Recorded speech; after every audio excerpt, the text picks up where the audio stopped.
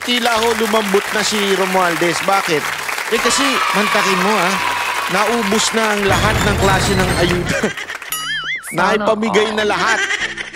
And yet, yung kanyang presidential survey, napakababa niya. Sino na ngayon interesado? Walang iba kung hindi yung mga pinklawan.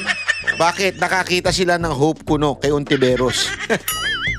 Akala naman nila, anak ko, may matindi tayong pasabog dyan kay Ontiveros.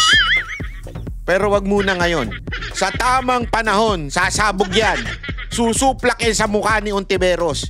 Akala kasi nila, kaya tingnan nyo, may ingay ngayon yung mga pinklawan, dilawan, at yung mga komunista.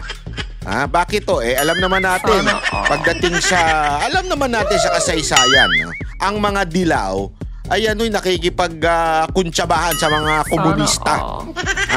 At alam